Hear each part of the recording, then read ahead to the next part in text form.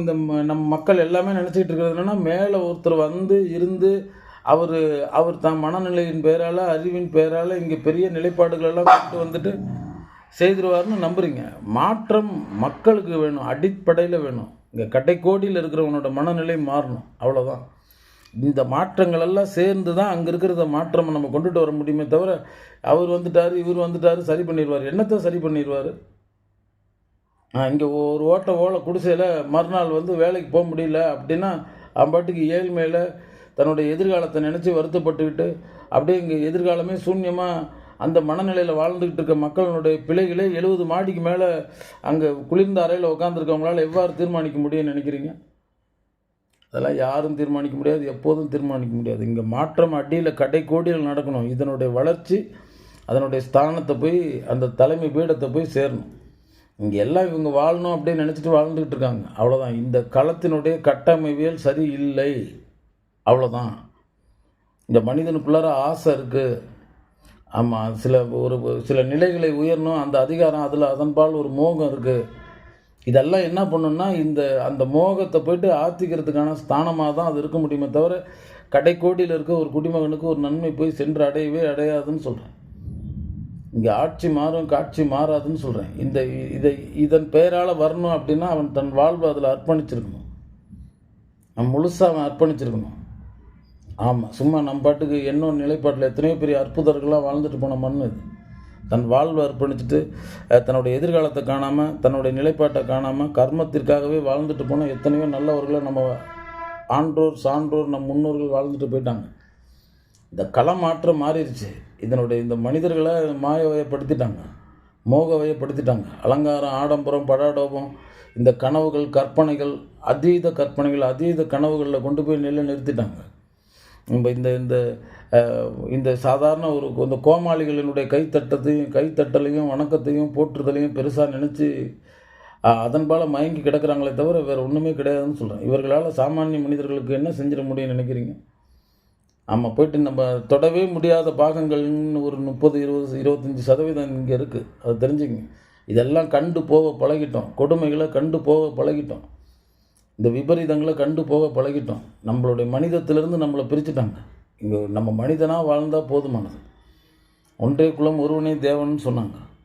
ஒரு அந்தந்த மிருகங்கள் அதன் பெயரால் விளங்குது, இந்த மனிதத்தால் விளங்குனா போதுமானது. இந்த மனிதம்னு ஒன்று வந்துருச்சுன்னா அளவு வந்துடும், அளவு வந்துருச்சுன்னா வளம் வந்துடும், வளம் வந்துட்டால் பொது நலம் வந்துடும், அவ்வளோதான். இங்கே தேவை என்ன? இல்லை என்பது இல்லை, எங்கும் சமநிலை, எதிலும் நடுநிலை. ஒரு குறைந்தபட்ச மனிதனுடைய தன்னிறைவை உறுதி செய்தல், அவன் வாழும் காலம் வரைக்கும் அவனுக்கு ஒரு நிதர்சனமான உத்தரவாதம் தர்றது. இதை தவிர நம்ம வேறு என்ன அவங்களுக்கு தர முடியும்? வேறு என்ன நம்ம அவங்களுக்கு இருக்குது? இன்றைக்கி அதுதான் இல்லை. எல்லா மனிதர்களோட மனதிலையும் ஏக்கம். வயது கடந்துருச்சு அப்படின்னா தன் உடல் மேலே, நோய்கள் மேலே, தன்னுடைய சார்புடையவர்கள் மேலே அப்படி. ஏன் இவ்வளோ தூரம் மனிதர்கள் இங்கே வீதியில் விடப்படுறாங்கன்னு நினைக்கிறீங்க? இதெல்லாம் இங்கேருந்து வரணும்னு சொல்கிறேன். ஆமாம், சும்மா நம்ம கண்ணு முன்னாடி ஏந்தி பிழைப்பவர்களை கண்டும் காணாமல் தான் நம்ம சொல்கிறோம். ஒரு குறைந்தபட்ச மனிதத்தை அடையாமல் இவங்க என்னத்தை போய் அடுத்து அடைய போகிறாங்க? அதெல்லாம் எதையுமே அடைய முடியாது. மாற்றம் அடிப்படையில் தேவை. முதல்ல இவங்களுக்குள்ள ஒற்றுமை தேவை. இவங்களுக்குள்ளார நிறைய இருக்குது பேசுகிறதுக்கு. இந்த ஜாதி, மதம், மொழி, இனம், பேதம், வாதம் எல்லாம் உணர்ச்சி மிகுந்த பகுதிகளை தொட்டுறாங்க. ஆமாம், இதில் அவன் பாட்டுக்கு சோறு இருக்கா, ஒதுங்கிறதுக்கு இடம் இருக்கா, நம்ம பாட்டுக்கு நம்ம குடும்பத்தினுடைய எதிர்காலத்தை பார்க்குறதுக்கான கட்டமைவியல் இருக்கா, தேவை இருக்கா? அதெல்லாம் கிடையாது. ஒரு உணர்ச்சி பூர்வமானது பேசும்பொழுது அவன் சகலத்தையும் திறந்துடுறான், அவ்வளோதான். ஒரு சண்டை வரும்பொழுது கடந்த காலத்தில் நடந்ததெல்லாம் மறந்து போயிடும். இப்படி இங்கே ஆயிரம் குழப்பங்களை செஞ்சு இவர்களை முட்டாளாக்கி ஒரு பிரித்தாளும் சூழ்ச்சினால் பழகி கற்றுக்கொண்ட ஒரு உலகம், அவ்வளோதான். அதற்குள்ளார அவங்க அகப்பட்டு கிடக்குறாங்க, அவ்வளோதான். இங்கே தனி மனித ஒரு சாந்தி வேணும், சமாதானம் வேணும். முதல்ல நான் உணரணும், இந்த சகத்திற்கும் சகலத்திற்கும் நேரடியாகவும் மறைமுகமாக பயன்படணும் அப்படின்னு நான் நினைக்கணும்.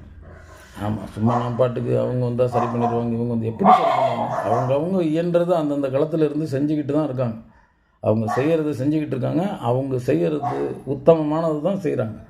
அதற்கு மேலே அவங்களை எதிர்பார்க்க முடியாது. ஏன்னா அவங்க குடும்பம் பெருசு, 8 கோடி மேலான உறுப்பினர்கள் கொண்டவர்கள். இத்தனை பேர்த்த பார்க்குறதுங்கிறது சாதாரணமான விஷயம் இல்லை. இதில் தனி மனித விழிப்புணர்வு, தனி மனித உங்களுக்குள்ளார ஒரு ஒற்றுமை அடைதல், அதன் பெயரால் தற்சார்பு தன்னார்வ நிலையில் நீங்கள்லாம் ஒன்றிணையணும். இவ்வாறெல்லாம் ஒன்றிணையாமல் அவர் மாற்றம் தருவார், இவர் மாற்றம் தருவார்னு நம்பி வாழும் காலம் வரைக்கும் ஏமாந்துக்கிட்டு தான் போகணும். ஆமாம், நமக்கு நாமே தான் இந்த மெய் உண்மையை மக்கள் பொதுவாக உணரணும்னு சொல்கிறேன். நம்ம அது மாதிரி ஒரு மெய் அறிவின் பக்கம் அப்படிலாம் நம்ம செலுத்தப்படவில்லைன்னு சொல்கிறேன். நம்மளை பின்னாடி நம்மளாக வளரலைன்னு சொல்கிறேன். எப்படி நம்மளை ஒரு 1000 வருடம் அடிமைத்துவம் அப்படின்னு இதில் நம்ம அடிப்படையில் நமக்குன்னு உண்டான மரபுசார் எண்ணங்கள்லேருந்து விலகிட்டோன்னு சொல்கிறேன். ஆமாம், அது எல்லாத்தையும் தாண்டி இங்கு மனிதமும் தர்மமும் எஞ்சி இருக்கிறது இங்கே தான் இருக்குது. ஆனால் அறியாமையும் கூடுதலாக இருக்குது. இந்த மாயையில் மயங்கிறது, அலங்காரத்தில் மயங்கிறது, அவர் வருவார் இவர் வருவார், நம்ம என்ன இவங்க இப்படி மீட்கிறதுக்கு இவங்க என்ன அவரான்னு கேட்குறேன். இந்த யதா தர்மஸ்ய கிளானி பவதி பாரத அபியுத்தானாம் அதர்மஸ்ய ததாத்மானம் சுஜாம் யுகாம் பரித்ராணாய சாதுனாம் விநாசாய சதுஷ்கிருதம் தர்ம சம்ஸ்தா பணாத்தாய சம்பவாமி யுகே யுகே. எப்பொழுதெல்லாம் அதர்மத்தின் கை ஓங்கி தர்மம் நசுக்கப்படுகிறதோ அப்பொழுதெல்லாம் சாதுக்களை ரட்சித்து காக்க, தர்மத்தை நிலைநாட்ட, அதர்மத்தை அழித்தொழிக்க நான் ஒவ்வொரு யுகம் தோறும் தோன்றுவேன் சொன்ன ஸ்ரீமன் நாராயண வேதநாத கீதோபதேச ஸ்ரீ வாசுதேவ கிருஷ்ண பரமாத்மா நான் கேட்குறேன். இல்லைன்னு சொல்லுங்களேன். அவரை கருத்தில் வையுங்கள், நடுநெஞ்சில் தர்மத்தை வையுங்கள், ஒற்றுமையை பழகுங்க, அளவை பழகுங்க. அளவற்ற ஆசை அனைவரையும் அழிக்கும். ஆமாம், அளவு தான் இங்கு நிலைப்பாடுன்னு சொல்கிறேன். ஒற்றுமை தான் நம்மளோட நிலைப்பாடுன்னு சொல்கிறேன். ஆனால் இங்கே நிறைய பேதங்கள் இருக்குது, வாதங்கள் இருக்குது. ஒரு குறைந்தபட்ச மனம் தன்னிறைவு அடையாமல், ஆமாம், இதெல்லாம் இயற்கையானதான்னு கேட்டால் பாதி இயற்கையானது பாதி செயற்கையானது. நம்ம எல்லாம் இவ்விதத்தில் நிலைநிறுத்தி பிரித்தாலும் சூழ்ச்சியினால் அதன் பெயரால் கோலட்சம் ஒரு கோமாளிகள் கூட்டம் இருக்க தான் செய்யுது. அவர்களுடைய கைப்பாவையாக இருக்கீங்க, அதெல்லாம் உங்களால் உணர முடியாது. அந்த அளவுக்கு அணுவாக ஊடுருவி இருக்கிறார்கள். அதுதான் இங்கே நடந்துக்கிட்டு இருக்குன்னு சொல்கிறேன். இதெல்லாம் மீண்டு எழுந்து மண்ணுக்குன்னு ஒரு மரபணு இருக்குது, அந்த மரபணுக்குன்னு ஒரு வலிமை இருக்குது. ஆமாம், இந்த உலகத்திற்கு அறிவை போதித்தவன், ஆமாம், இந்த உலகத்திற்கு காலத்தை அளவை சகலத்தையும் போதித்தவன், போதனைன்னு இந்த உலகத்திற்கு கொண்டு வந்தவன். ஆமாம், அவனை மரபணுவில் நம்ம தாங்கி நம்ம இன்னும் மீட்டெடுத்து கொள்ளுங்கள். யாரும் வரமாட்டாங்க, எந்த காலமும் வரமாட்டாங்க. இங்கே எதுவும் நடக்காது. ஏதோ அங்கே சில காரியங்கள் அவங்களால இயன்றதை உச்சபட்சத்தை செய்து வைப்பாங்க. ஆனால் இந்த தளம் பெருசு, இங்கே கூட்டம் பெருசு. இவர்களுக்கெல்லாம் கொண்டு செலுத்தணும் அப்படின்னா அங்கே மேலிருந்து ஒருத்தர் மாறி தருவார்னு நம்பி ஏமாறாதீர்கள். அவங்களால முடிஞ்சதை அவங்க உச்சபட்சமாக செஞ்சுருவாங்க. ஆமாம், பயம் இல்லாமல் உறங்கி எழுந்தாயா? எழுந்தேன். அங்கே எல்லாம் இங்கே நம்மளோட இயக்கத்திற்கெல்லாம் சரியாக இருந்தது. ஒரு குறைந்தபட்ச பாதுகாப்பு. மற்றதெல்லாம் ஒப்பிடும் பொழுது இப்படியெல்லாம், ஏன்னா நம்ம போயிட்டு வந்துட்டு தானே இருக்கோம். இதற்கெல்லாம் அவங்க பொறுப்பேற்பார்கள். அவங்க நிலையை தாண்டி அவங்க கீழே இறங்கி செய்ய முடியாது. கீழே இறங்கி வரணுன்னா இங்கே இவர்களுக்குள்ள ஒரு ஒற்றுமை இருக்கணும். இங்கே ஒருத்தர் விலக்கி கொண்டிருக்கிறார்கள். அதெல்லாம் ஒன்றும் கிடையாது. நம்ம அன்பின் பெயரால் நிலை பெறணும், மனிதத்தின் பெயரால் நிலை பெறணும். கொல்லென கொடுத்தல் உயர்ந்தன்று, கொல்லியன் என்றால் அதனினும் உயர்ந்தன்று. அப்படின்னா ஒருத்தனுடைய தேவை அறிந்து கொடுத்து பழக்கப்பட்ட உலகம் நம் உலகம். நம்ம இந்த உலகத்திற்கு தர்மத்திற்கு ஆதாரமாக இருந்த ஒரே ஒரு மரபு நம்மளுது. இன்றைக்கி தான் நீர் விற்கிறார்கள், உணவுப் பொருளை விற்கிறாங்க, அதான் சத்திரம் சாவடி அப்படின்னு ஒட்டுமொத்த உலகத்திற்கும் சொல்லோனாத வளங்களை வழங்கியவனுடைய வாரிசுகள் தான் நாம் எல்லாம். மறந்துடாது. நம்ம இது வரைக்கும் நம்ம கடந்து சென்ற எல்லா அறிவுடை பெரியவர்களும் அவங்க பாட்டுக்கு போயிட்டு புதஞ்சிட்டாங்கன்னு நினச்சிக்கிட்டு இருக்காதிங்க. அவங்க எல்லாருமே உங்களுக்குள்ளார விரவி பரவி இருக்கிறார்கள். இந்த ஜக மாயையும் ஜாலமும், ஆமாம், அந்த மாயை ஏற்படுத்தின மாயையில் மயங்கி நம்மளுடைய நிலைப்பாட்டிலேருந்து கொஞ்சம் விலகி இருக்கிறோமே தவிர, அப்படி உற்று நோக்கிட்ட அப்படின்னா உனக்குள் இங்கே 1008 விழுதுகளுடைய பெரிய கல்லால விருட்சத்தையே உனக்குள்ளே உணர்வாயின்னு சொல்கிறேன். அது ஒரு கற்பக விருட்சம். அப்படி ஒரு அறிவு மூலத்தை உடையவன் நீ. அதிலலாம் எந்த மாறுதலும் கிடையாது. ஏன்னா உன் தலையை உங்ககிட்ட இருந்து மறைச்சிட்டாங்க. ஆமாம், மண் தந்த மனிதன் மன்னன். நல்லா தெரிஞ்சுக்கணும். மன்னன்ற சொல் எங்கிருந்து தோன்றினது? மன்னன். இந்த மண் தந்த மனிதன் எல்லாமே மன்னன் தான். அப்படி தான் இது தந்தது. இதில் ஒரு கூட்டம் சில அந்த உச்ச மயக்கத்தில் அதில் மயங்கி அதற்கான கட்டமைவியலும் இருந்துச்சு. காலங்காலமாக அந்த அரசர்கள், அந்த நிலைப்பாடுகள் இதெல்லாம் இருந்துச்சு. இதெல்லாம் நம்மளோட சுபாவத்துக்குள்ளாரையே இருக்க அடிமை சுகம் காண்றது. இவனுக்கு தலைமைத்துவம் பேண தெரியாது, அவனுக்கு கோஷம் போட தெரியும், கொடி பிடிக்க தெரியும், அதற்காக தன் இன்னுயிரையும் பணைய வைக்க தெரியும். இப்படி ஒரு கூட்டம். இதை நம்ம குருநாதன் இடத்துல கேட்டேன், ஏன்பா என்ன சொன்னாலும் உணர மாட்டேங்கிறானேன்னு உணர்த்தும் போது, இல்லை குமரா, ஒரு ராணி தேனி, சிறப்பு சில ஆண் தேனீக்கள், அதுக்கப்புறமேட்டு இருக்கிறதுல மலட்டு தேனீக்கள், வேலைக்கார தேனீக்கள் குமரா, இதுதான் இந்த உலகத்தினுடைய கட்டமைவியலும். ஏதோ ஒரு உச்சபட்ச அதிகாரமையும் அது நம்ம கண்ணுக்கு தெரியாது, அது தன்னை தெரிவிச்சிக்காது, அதில் இருக்கும். அதற்கு ஏவல் செய்கிற ஒரு வட்டம்னு ஒன்று இருக்கும், அதனோட நேரடி தொடர்பில் இருக்கிறது. அந்த ஏவல் செய்வர்களுக்கும் கீழே ஒரு 2-3 அடுக்குகள் இருக்கும், அவ்வளோதான். இதெல்லாம் ஒரு 1-3% வரும். அதுக்கப்புறமேட்டுக்கு இருக்கிறது எல்லாமே ஒரு சிலருக்காக பாடுபட்டுக்கிட்டு இருக்கவங்க தான் குமரா. நல்லா சிந்திச்சு பாரு. பெரிய பிரம்மாண்டமான வீட்டினை ஒருவர் கட்டுகிறார், ஆனால் அவர் போய் ஓலை குடிசையில் உறங்குகிறார். ஒரு உச்சபட்ச ஒரு அரிசியை ஒருத்தர் விளைவிக்கிறார். ஆமாம், அவர் அந்த அரிசியை ஏதோ உண்டு இருப்பார், அவ்வளோதான். மற்றபடி அவர் விற்பனைக்காக மட்டும்தான் அவர் போய்ட்டு இங்கே வாங்கிட்டு வந்து அதை சாப்பிட்றாரு. இப்போ இதெல்லாம் நம்ம சிந்திச்சு பாருங்கள், இது எவ்வளோ பெரிய இடைவெளி இருக்குது. ரத்தம், வேர்வை, களம், உயிரம் பணையம் வச்சு இப்படி ஒரு செஞ்சுக்கிட்டு இருக்க மனிதனால் அதை உண்ணுகின்ற திறன் இல்லை. எவ்வளோ பெரிய கொடூரம், எவ்வளோ பெரிய இருட்டடிப்பு. இப்போ நீர் நோண்டு வருது, அதில் நான் தாகம் தீர்க்கிறது இல்லையா? அப்படி இந்த உலகத்திலேருந்து பிரித்து வைக்கப்பட்டிருக்குன்னு சொல்கிறேன். அதுக்கெல்லாம் என்னென்னா சில அதிகார வர்க்கங்கள், சில நிலைப்பாடுகள். ஏதோ உங்கள் கண்ணுக்கு முன்னாடி நீங்கள் நடந்துக்கிட்டு இருக்கிறதுல ஏதோ நினச்சிக்கிட்டு இருப்பீங்க. இல்லை, அதெல்லாம் பெரிய பெரிய முதலைகளினோட கட்டுப்பாட்டில் தான் அவங்க என்ன நினைக்கிறாங்களோ அது மட்டும்தான் இங்கே நடந்துக்கிட்டு இருக்கு. இதெல்லாம் இந்த கட்டமைப்புக்குள்ளே நீங்களாம் அவர்களுடைய கைப்பாவையாக உழன்று கொண்டிருக்கிறீர்கள். அதெல்லாம் வாழும் காலம் வரைக்கும் உங்களால் உணர முடியாது. இப்படியே சபிக்கப்பட்டவர்கள் நீங்கள். இந்த ஒரு படத்தில் சொல்ல பாருங்க, இந்த நாடும் நாட்டு மக்களும் நாசமாய் போகட்டும், என்ன வெறுத்திருந்தால் அதை சொல்லியிருப்பாங்க. ஏன்னா இவன் சொல்லி கேட்க மாட்டானே, இவனை தான் சின்ன விலைக்கு விலை போயிடுவானே. சும்மா சின்ன ஜாலம் போதும், சின்ன ஒரு ஜாதியை பேசினா போதும், ஒரு மதத்தை பேசினா போதும், மொழியை பேசினா போதும், இனத்தை பேசினா போதும், பேதத்தை பேசினா போதும், தான் சுய கருத்தியல் வாதத்தை பேசினா போதும், இல்லை குழப்பப்படுத்துறதுக்கு அவன் எதில் குழப்பப்படுவானோ அதை பேசினா போதும். இதில் உணர்ச்சி வசப்பட்டுட்டு தன்னுடைய கடமையை மறந்து அங்கே போய்கிட்டு இருக்கான். இன்றைக்கி இந்த களம் எவ்வாறு மீட்டெடுக்கணும்னு நினைக்கிறதுக்கு இங்கே யார் இருக்கிறார்? நம்ம உண்ணுகின்ற உணவில் நஞ்சு இருக்கிறது என் செல்வங்களே. நுண்ணெகிழி குப்பைகள் உன்னுடைய குருதியில் இருக்குது. மண்ணில் குப்பை, கடல் அடியில் குப்பை, விண்ணில் குப்பை, எல்லாம் குப்பைகள். மண் எங்கும் குப்பை. இவ்வளோ பெரிய அறிவு இந்த ஒரு உலகம் அடைஞ்சிட்டு போய்கிட்டு இருக்கு. இங்கே இருக்கிற கழிவு நீர் குட்டையை அவனால் சரி பண்ண முடியல, அது அவனுக்கு தெரியல. அவன் என்ன நினைக்கிறான், இருக்கிற வரைக்கும் என்ன கண்டுபிடிப்பண்ணி, என்ன கண்டுபிடிச்சாலும் ஒரு உயிரை கண்டுபிடிக்க முடியாது, உடல் உறுப்பை கண்டுபிடிக்க முடியாது. இவ்வளோதான் உன் அறிவு. இந்த மண்ணினுடைய ஆழத்தை கண்டுபிடிக்க முடியாது, இந்த விண்ணினுடைய எல்லையை கண்டுபிடிக்க முடியாது. கண்டுபிடிங்க. இந்த சகத்திற்கு நம்ம அடிப்படையிலிருந்து, குப்பையிலிருந்து, கழிவுகளிலிருந்து இங்கே நீக்கமர நிறைந்திருக்கிற இதிலிருந்து மீட்டெடுத்து இவர்களை விடுவிக்கணும்னு நினைங்கன்னா, ஆனால் நீங்களே தான் நோய் தருகிறீர்கள். நீங்கள் தான் நோய் தருகிறீர்கள். விஞ்ஞானம் தந்த நோய் இது.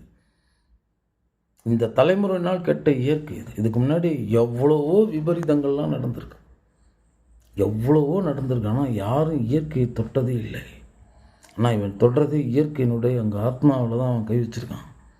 உலக பேரழிவு ஆயுதங்கள் கண் இமைக்கும் நேரத்தில் இந்த அண்டம் இங்கே அவிழ்ந்து போகும். அந்த அளவுக்கு விகாரங்களை ஆயுதங்கள்ங்கிற பேரால் மனிதன் வைத்திருக்கிறான். இதெல்லாம் அறிவு என்ன செஞ்சிச்சுன்னு பாருங்கள். இவன் அழிவுக்கான காரணியை தந்தது. மீட்டெடுத்து கொள்ளுங்கள். ஒரு மரபுசார், ஒரு கலாச்சாரம், உணவியல் விதி. இவன் படிக்க வேண்டிய பாடத்தையே உணரல. என்ன சாப்பிட்ணுன்னு பாடம் அது, எப்போ சாப்பிட்ணுங்கிறது பாடம் அது, எதோட எது இணையணுன்றது ஒரு பாடம், எதோட எது சேரக்கூடாதுங்கிறது ஒரு பாடம். ஆமாம், உண்ணா நோன்புன்றது ஒரு பாடம். இதுதான் அவனுக்கு ஆதாரம்.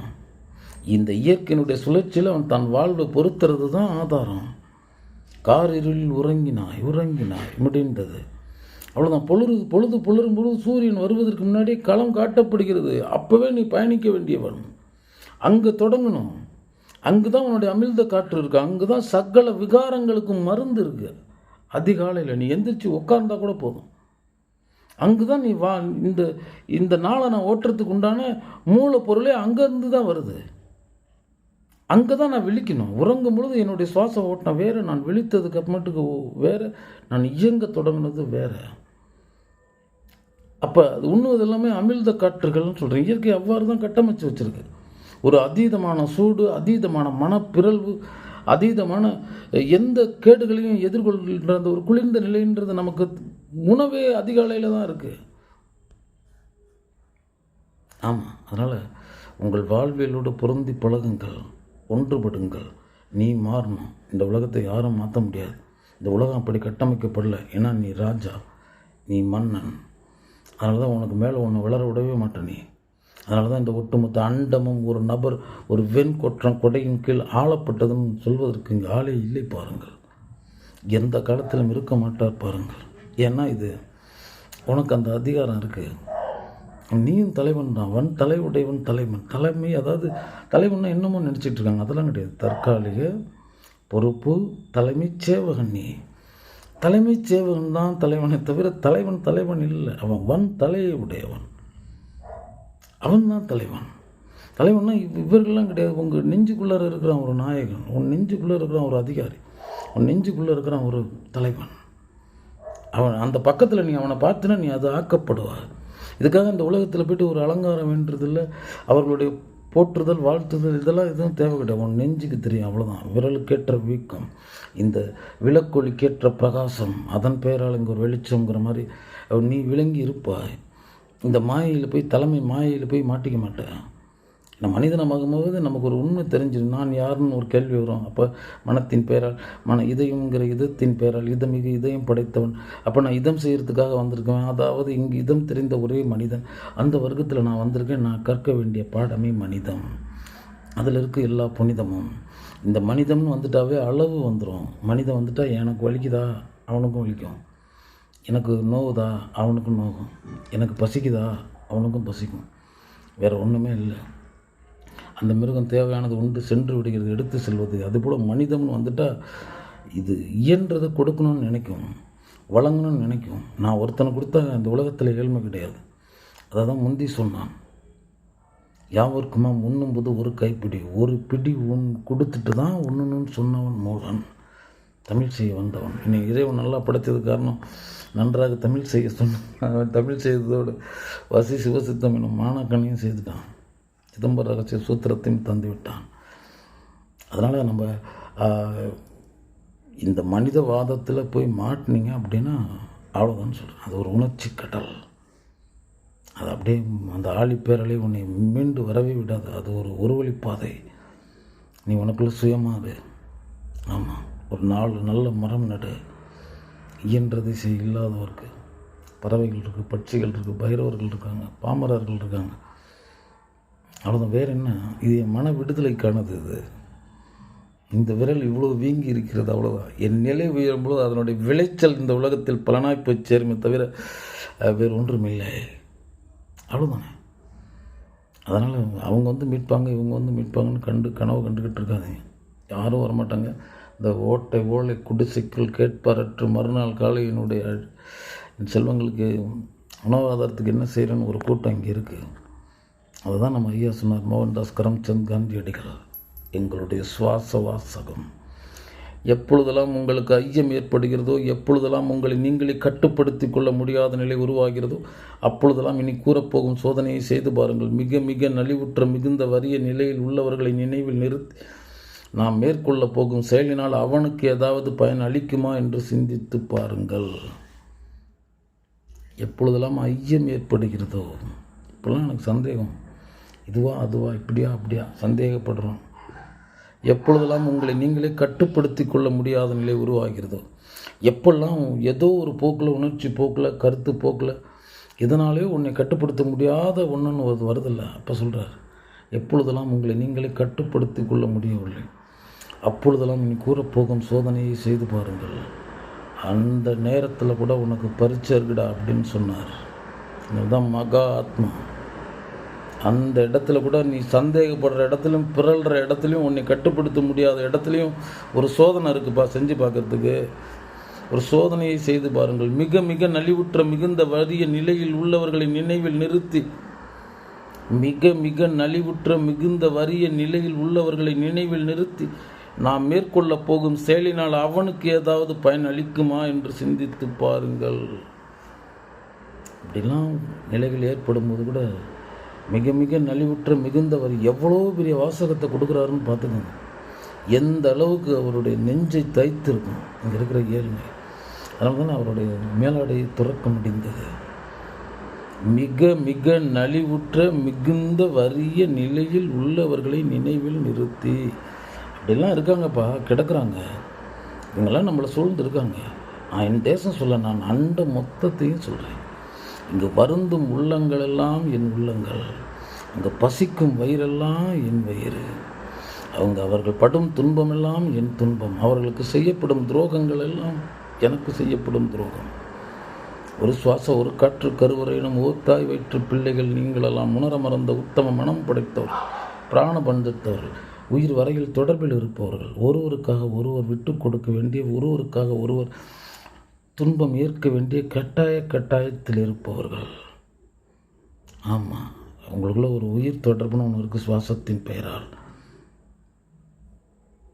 ஒன்றே குலம் ஒருவனை தேவன், யாது முறை யாவரும் கேளீர், பசித்தோர் முகம் பார், பகிர்ந்துண்டு பல்லுயிர் ஓம்புதல், யாவர்க்குமா முன்னும்போது ஒரு கைப்பிடி, விருந்தோம்பல், அதிதி தேவோ பவ.